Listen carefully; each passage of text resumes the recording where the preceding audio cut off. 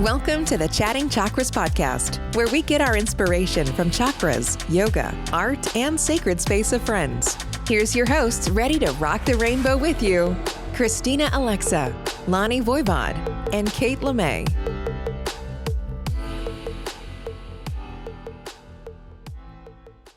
Well, hello, everybody. Welcome to Chatting Chakras.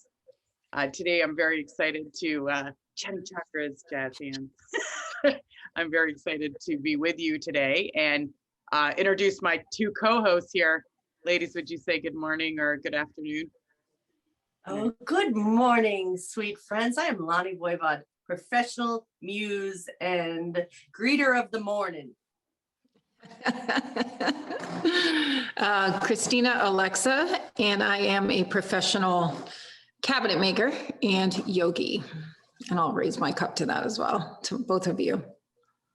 And I'm Kate LeMay, and I think eventually I'm going to just be a professional talker. I think it's going in that direction. I appear to most like to talk. That's my favorite thing these days. So anyways, good morning, ladies. Grateful to be here with you.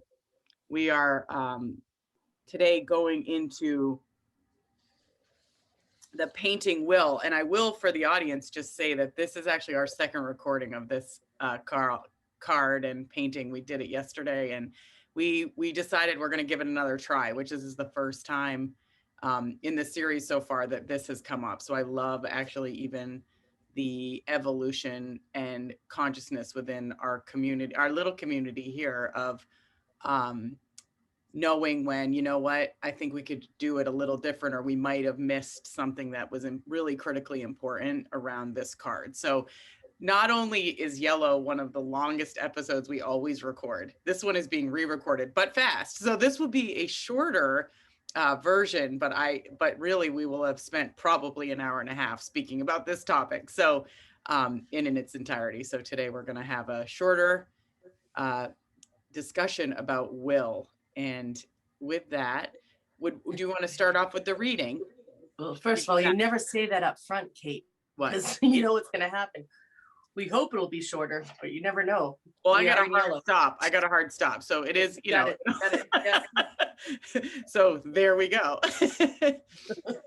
Okay. Who would like to read for us today? I'll go ahead and read. Okay, great. All right. So Will, if you are able to take a look at the painting, great. Otherwise, maybe we can describe it for you afterwards. But this description, this writing of Will in the Art of Conscious Evolution book also describes it like water forming the Grand Canyon over time, steady energy in varying degrees in the same direction can create wonders in our world. I'll read that one more time before moving on. Like water forming the Grand Canyon over time, steady energy in varying degrees in the same direction can create wonders in our world. Apply steady and consistent slight edge action, and one day you'll stand back in awe of what you've created. And the mantra is, I engage my energy. And I think some keywords in there are steady energy, varying degrees, same direction, slight edge action, power-packed will.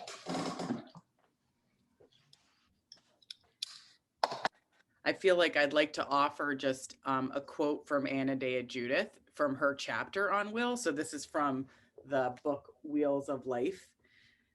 So the first quote at the top of the page is by Friedrich Nietzsche. And it says, I assess the power of a will by how much resistance, pain, torture it endures and knows how to turn it to its advantage.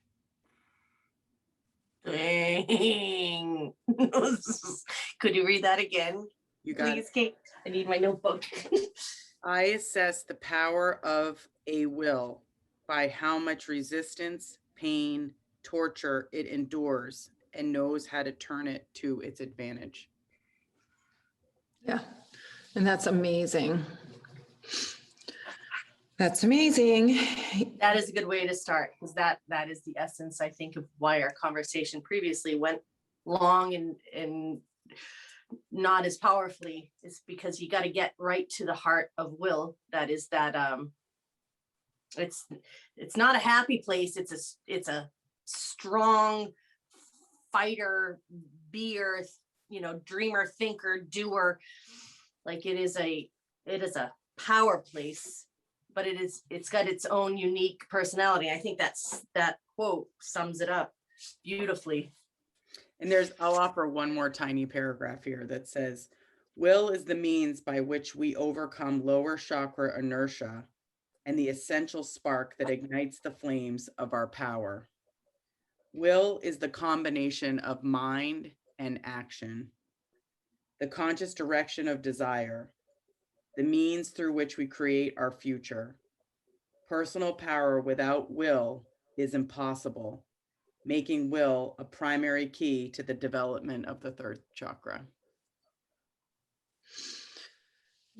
And this is the third chakra that we're talking about today, the Manipura chakra, solar plexus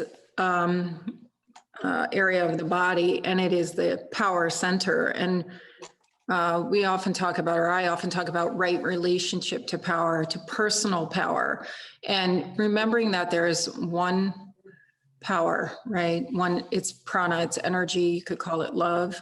You could call it life force. It's all in there.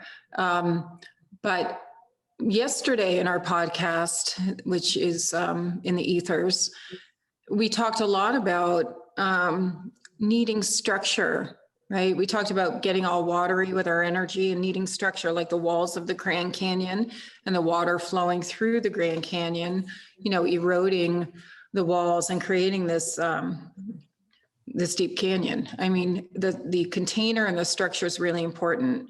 And I do love everything that you just read there, Kate. I think that's phenomenal. I do think it's also important, and the piece that I wanted to really bring in here is to not confuse the effortful aspect of will, the showing up for ourselves, the combination of mind and our power, right? And action, mind and action is what you're reading from Anna Dea Judith. To not confuse that with just staying in the willful ego personality self. And I think that that's where we get confused with will, because we say, I have to accomplish these things, or I have these habits or patterns I want to change. And yes, we set out our goals and we engage will and we strengthen will through showing up over and over and over for ourselves. But if we forget that, there's this other part of will, which is surrender, and knowing when to be willful and when to surrender. And beyond that, what are we surrendering to? So the aspect of divine will, I think, is really important. We have a beautiful mantra, Om Namo Bhagavate Vasudevaya, which means thy will be done, not mine. And who thy is for each one of us may differ. It could be God, it could be, universal consciousness.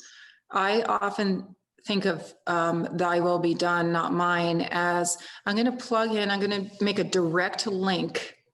And I love that you said, Kate, here, that you read through Wheels of Life, that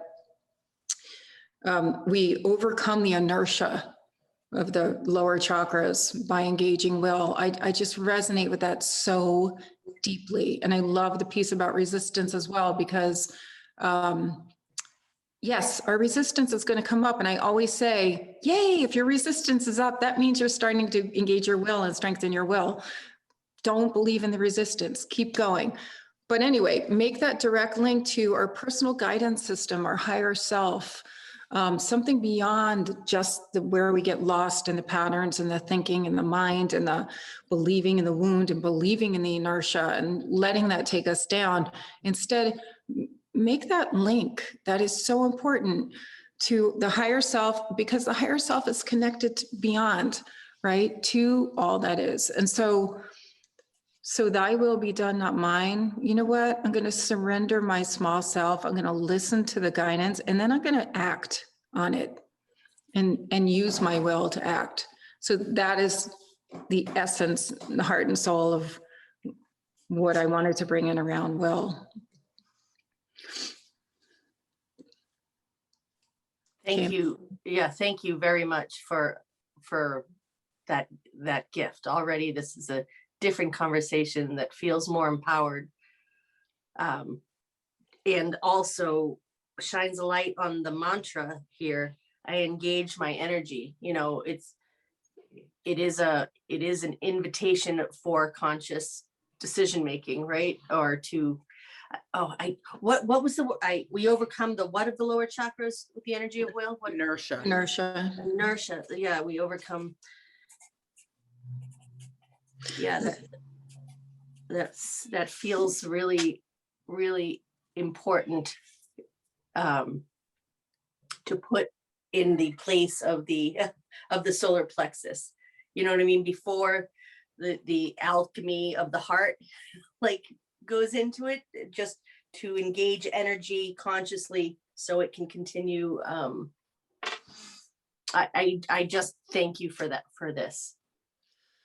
Another thing I want to say here is that, you know, we always think of will as effort, but think about when you get strong. When we get strong and we have a muscle, you know, at our disposal, or muscles, or the body gets strong, or we get strong in a certain approach to ourselves or life, or in quieting the harmful thoughts in our mind, whatever muscle we exercise gets strong. And then it feels really good to exercise that muscle. That place of will requiring effort it's a short path. It's, you know, that's only when we're starting out and we're just learning to exercise, right? And then the will becomes stronger and stronger. Sri Dharma Mitra has this, sometimes when he does his yoga nidras, at the bottom of it, when he's leading a yoga nidra, he'll have us repeat to ourselves, my will is getting stronger and stronger. Right at the bottom and the deepest part of the divine sleep. That is what he brings in. And I love that so much, because if we can function on, you know, as Lonnie said, the alchemy of the heart, if we can bring our heart into the equation, listen to our higher guidance, and then exercise will, our personal power grows exponentially, and we benefit from that. So I sort of want to argue that place of will being effort, because I do believe, going back to Abhyasa and Vairagya in the sutras and in the yogic path, Abhyasa meaning kind of showing up for ourselves over and over and over and over until the effort becomes effortless. It's the returning to practice often enough until the efforts are sustained, right? Showing up for sustained effort, actually, till it's effortless. That's what it means. And we get the results. And Vairagya means non-attachment, because on that path, in that process, and also being willful, showing up for ourselves over and over and over using will, we must release our attachments, because they're going to come up over and over and over. So the pairing of Abhyasa and Vairagya, I think, is also in here, in this will place, turning effort to effortless effort. I do have one more little paragraph. You ready? Wait for it. Here we go. So exciting. Okay. It is here that discipline becomes important. The word discipline actually comes from disciple, the willingness to be a student of something. Here we are faced with the odd paradox of surrendering our will to a structure or form that brings about fulfillment of that will. In this act of discipline, there is certain transcendence of feelings, in that we may not feel like doing our meditation on a particular day, or we may not feel like going to work. Yet those feelings become irrelevant when our will is fixed to a larger purpose. Yes. In this way, the third chakra is both fueled by and yet transcends the feeling orientation of the second chakra. So the second chakra is where we're, you know, when we're pulling from the feeling center of the second chakra to the, what is the next center? And like, what is the resonance? If feeling is second chakra, third chakra, hold on. Doing, I mean, it's doing, yeah. It's a masculine principle. It's action and power. And Doing, yeah. Yeah, well, you guys keep chatting. I'm looking it up. Oh, well, I also love what you just read, brought in the the relationship between will and willingness, which came up in a recent YTT group, and how important and distinctive these two energies are. Will being so masculine, and I mean, just in the energy of the word itself, and how we feel it, embrace it. And willingness is the softer side of that, and that is the surrender piece, Christina, which I know came up powerfully yesterday. The balance that the real strength of will is the strength. I call it, when I teach yoga, empowered surrender. Empowered surrender. It's not a weak surrender. It's not something because you give up. It's because you are willing. You have a willingness to allow something beyond what your ego mind is letting you feel, do, and be. And the link between, I don't know why I never pieced discipline and disciple. Like, I love, disciple being a new way of thinking, being, and growing, like a willingness to surrender to a new way of being, thinking, growing.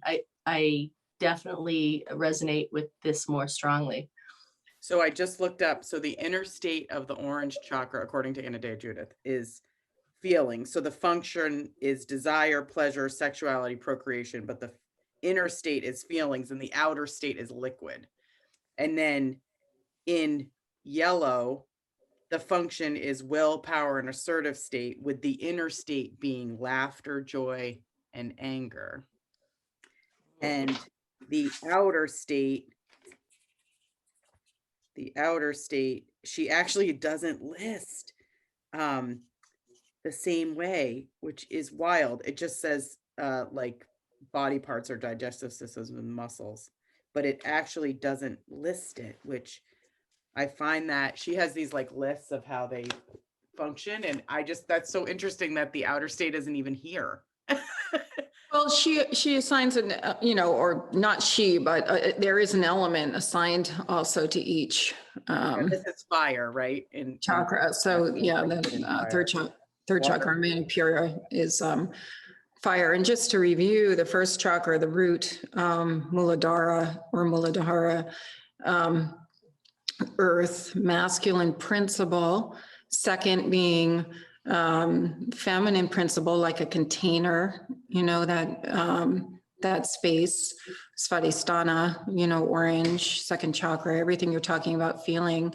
And then the third, masculine. And then it keeps going, alternating until we get to the crown, which is not masculine or feminine. It's either all, both, balance, or beyond. But second chakra is really delicious. I think that, and beautiful and creative, especially when informed by the heart, right? And by our intuition, by the higher chakras. But that place of inertia is when we get really watery. And that's the element of second chakra, is water. We can get lost in that water, lost in that emotion. We can, I always say, believe in it. We can believe that voice is stronger. But something about what you just read, and I can't even paraphrase that last paragraph, Kate, but I again connected with it so deeply. Will says, I'm going to get up and do it anyway. I'm just going to get up and do it anyway, whatever it is, even if it's just inside, gently showing up for myself, or strongly with fire, showing up for myself. And that fire is, by the way, water can put out fire pretty easily if there's more water than fire. And so it takes some conscious awareness to say, you know what, my fire may not be that strong right now, but I'm going to let it smolder, and I'm going to keep feeding it with my oxygen. That's what I'm going to feed with my intention, until that water starts to evaporate, and then finally coming into balance, right? And then I have enough fire to move. And would it be accurate, like, so when you're in this moment of the third chakra, if we are overcome by the element under it, which is water, it extinguishes the fire. But if we feed it with the element of heart, which is air, is that right? Yeah. So yeah, it is.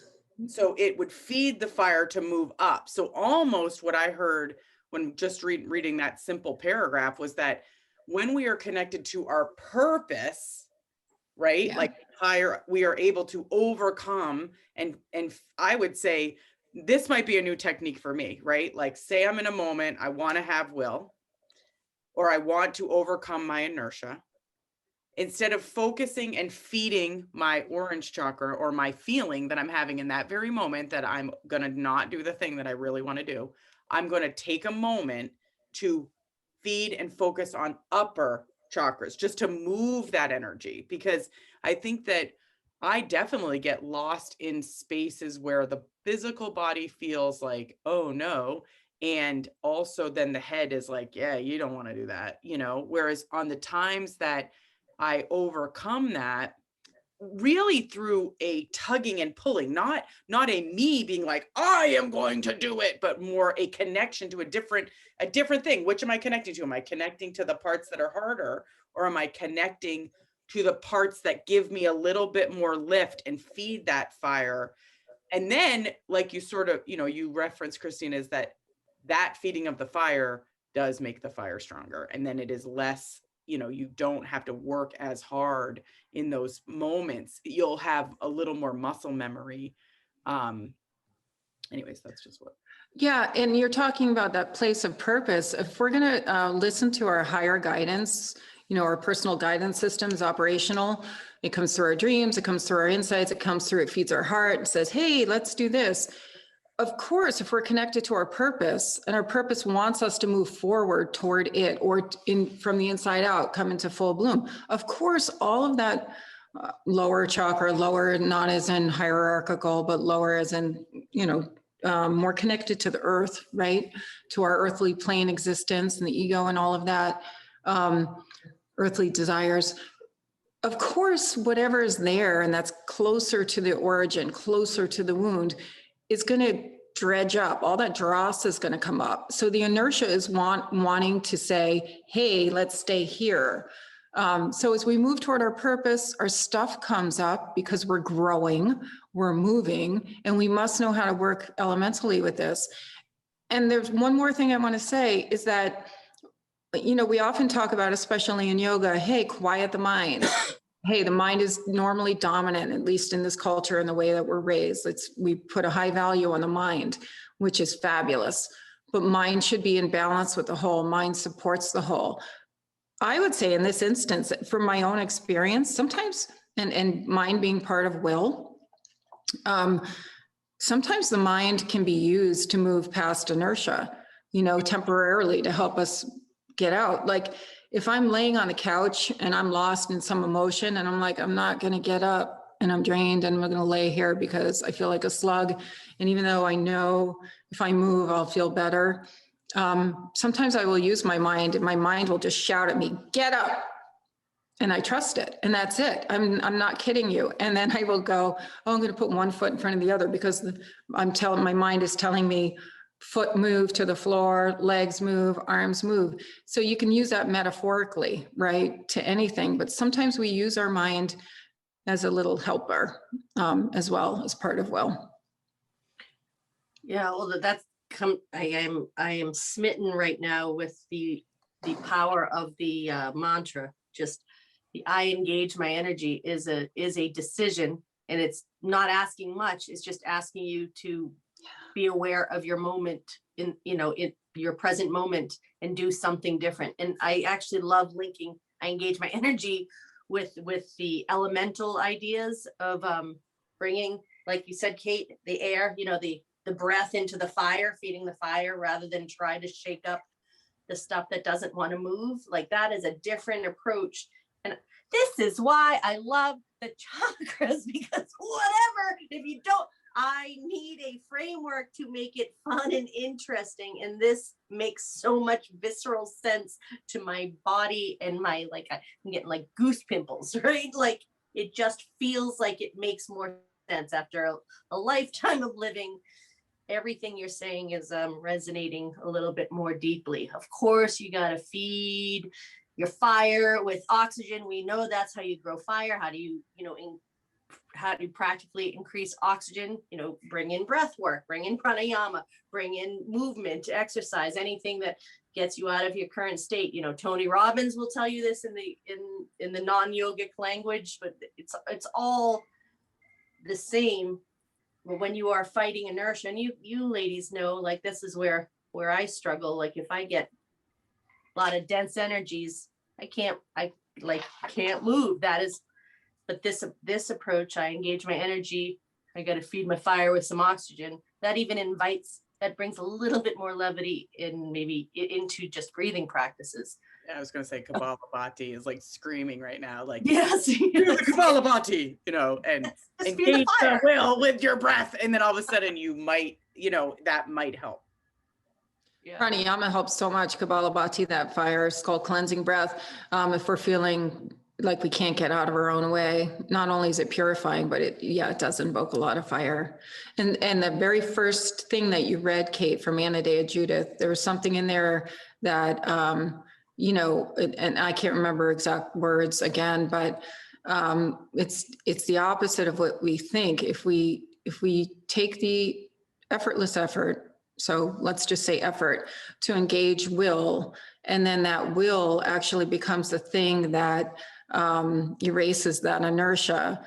So if we take the energy that we expend to be in inertia, takes energy. If we take the energy that we expend to think harmful thoughts about ourselves or to slay ourselves, and instead we take that same ball of pure energy and we use it to slay that inner adversary, to extinguish the inertia, or to tell those harmful thoughts that, hey, you don't have a place here. This is not where we're living right now. It's all how we use the energy. So we can build that fire, or we can be that water. So yeah, I just agree. I think it's an amazing, amazing process. And one of my favorites. I have to just say, discovering will and therefore discipline changed my life, and really changed my life, and helped me feel a sense of self-esteem, accomplishment, confidence, personal power, connection to purpose and source on a whole new level that I didn't know was missing. And so I just think it's worth going through that inertia and finding that place, and then spend the rest of your life. I will spend the rest of my life exercising that muscle till it gets stronger and stronger. So I know enough of it. I have enough discipline in my life now. I have enough sense of will in my life now, and enough sense of personal power to have momentum. I have not arrived. We don't really arrive, but that's what makes the journey so exciting, but we have enough strength to keep going. So I always feel like, oh, just keep going.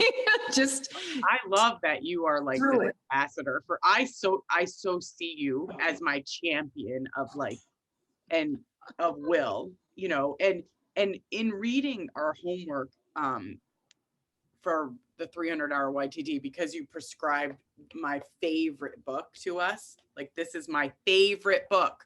Oh, yay. Literally, like, Seth Godin's like, what's your favorite book? When I did the Alt MBA, I was like, Wheels of Life. I did not fit in this community with my book preference. However, what I learned this morning as I was rereading my favorite book is that Anodea Judith, as she approached, so the word chakra back when she was writing this book literally didn't exist in the lexicon. You couldn't find it.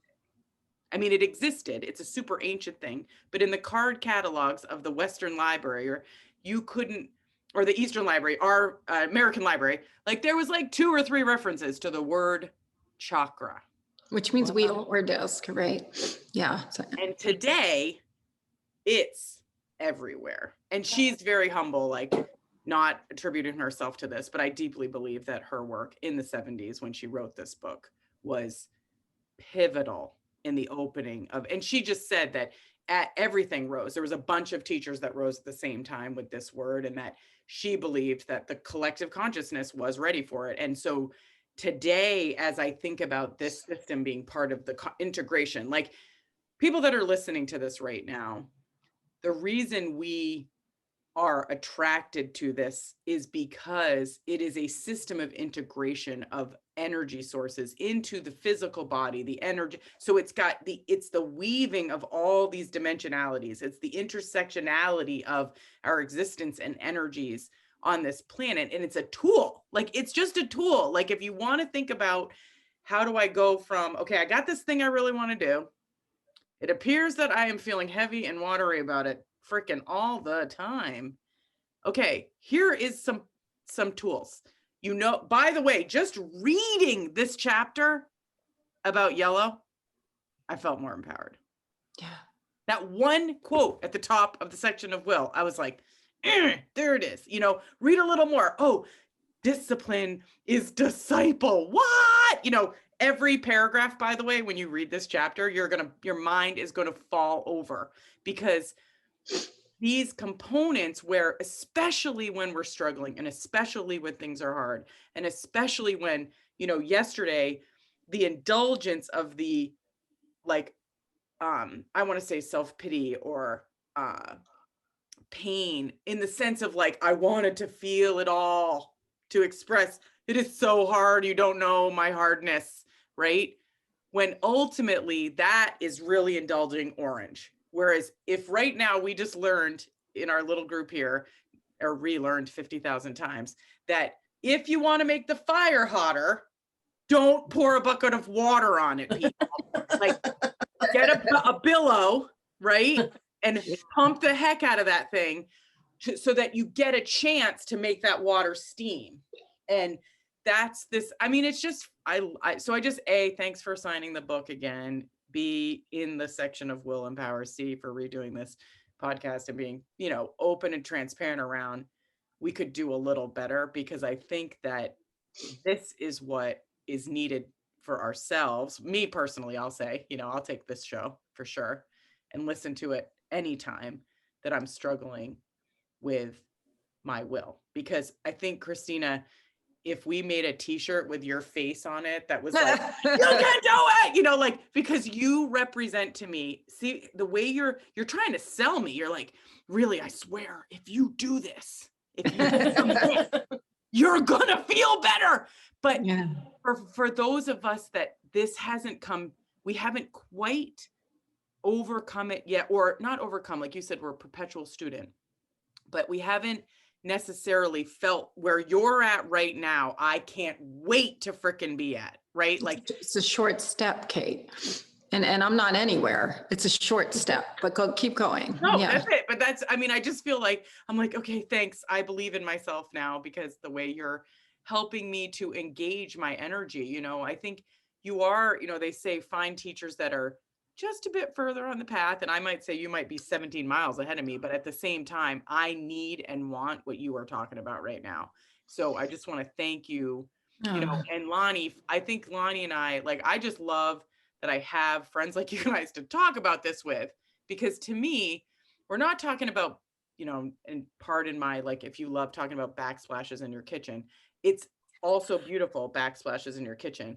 But I feel like this, to me, is the stuff I want to talk about in my free time. Like, this is what I want to talk about. Like, I want to talk about, how do I overcome that feeling so that next hour, I feel more empowered than I did the hour before. I love it. Do we get a Pinky Maraca moment, Kate? All that fire.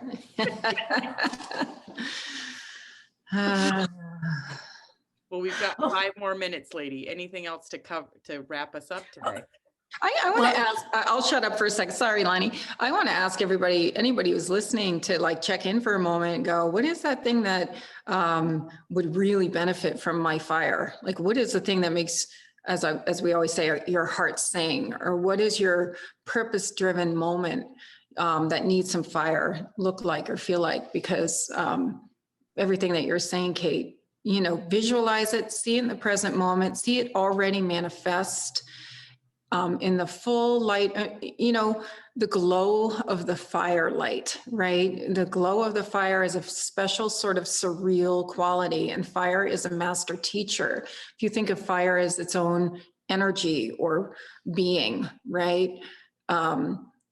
we ask that fire to inform our will and to help us to burn up who we are not and what is in our way of manifesting our highest alignment. Anyway, I just want to say that because it's so exciting. I just wanted to ask you, Christina, as you were talking, you were saying, this is what changed my life. And I don't know what area of your life you're talking. Was this 2 years ago or 20? Like, it looked like you had a specific moment in your life. And I was wondering if you could just clarify on that. Like, not a specific moment necessarily. I will say it's a gradual evolution, but just like, we often reference this as well. I always say the natural next increment of movement. It's like we've been working on this side bend for years and years and years and years and years, and the body's finally ready. And all of a sudden that last place lets go. And you're like, whoa, what just happened? It's not that we all of a sudden went from 0 to 60. It's that we actually incrementally were preparing for that moment of increased depth. And so it's been a very gradual process through my whole life of recognizing that I need structure for all of this, everything else that I am, and creating that structure and learning through the hard lessons, going through all of the ways that what I was doing in the past didn't work, didn't serve myself or others, learning those hard, painful lessons. And then one day waking up and saying, how's that working for you, Christina? Are you still going to do it that way? Or are we going to change this up a bit? And then, and as simple as being in even a Dharma yoga training, right? Surrounded by, and I'm over 50 and surrounded by, I wasn't at the time, but anyway, surrounded by all these amazing youthful yogis and yoginis who could do like walkovers and all these amazing poses, and looking around and going, instead of, oh, I'm going to be in my inertia and think I can't do that, instead saying, why not me? I'm seeing the example of it all around me. Let's capitalize on this collective beauty and energy and do that too. And so making that decision, whether it's on the mat or off the mat, or anytime a fear comes up, using fear. So when my fear comes up and says, you can't do that, saying, oh, this is the moment to exercise will and say, yes, I can. That's it. It's yes, I can. I can too. And the action is I can in the third. That's it. So I don't know, Lonnie, if it's a specific time, but I will say it is gaining, it is working hard at realizing what doesn't work and then gaining momentum around what does. Actually, if you don't mind my saying, in my perspective of watching your own growth and benefiting from your teaching, I always wondered, for as long as I've known you, I've watched you teach. You're a teacher, and you've been, a yoga teacher and a spiritual teacher and all these things. And I always wondered who the heck is teaching you. I think there was a period of time where you did all your learning, then you taught. When you had the willingness, so we'll just bring that back to the will and the willingness to surrender to that 500-hour or 800-hour Dharma training in New York. So you remove yourself from, it was like I watched you realize that it was time for you to grow. Do you know what I mean? You went all in on that training, and we are now the benefactors because it did up level you. You did come back with a new fire, a new way to see things. You didn't just surrender to that his framework. You incorporated it into your own teaching and your own growing. And I do think that from where I'm watching your beautiful life evolve and always unfold, that is where your next level came out. So that reminder, even if you're listening, even if you are mostly a teacher, that at some point you like when you decide to be a disciple again of another framework that you trust and respect and admire, it does allow you to ascend, especially if you have the self-confidence and self-awareness and worth to use it to enhance what you've already learned at this stage in your life instead of, I think Kate, like as students, sometimes maybe in my 20s, my experience, I try on different hats of learning and growing and being, and like, maybe this is the answer, maybe this is, and then at some point we realize there's not one answer. There's you, and there's your learning, your branches of distinctive learning, and what fires your own soul and spirit. And that I think once we let go and think that someone else holds our answers and realize that we get to hold our own answers and be curious about all these other pockets we can learn from and expand with. Anyway, thank you for sharing because that I agree with your assessment of your own life. From the outside, that is also where it looks like your will and discipline really just went, yes, it was the rocket fuel. I think discipline and disciple is a great place to end this, don't you think, today? I do. And Bonnie, thank you for the mirror. we're going to end with the boom, boom, mic drop. So good. All right. Well, ladies, I love you so much. I hope everyone finds this show to be beneficial. And I love you two more than I could ever express. Thank you so much for doing this. And to You all. too. Love you. I engage my energy. Oh, namaste. Namaste. Thanks for listening. Find us on social media at The Chatting Chakra Show and at www.katelemay.com. Check back weekly for new episodes where we are always celebrating enjoying the journey.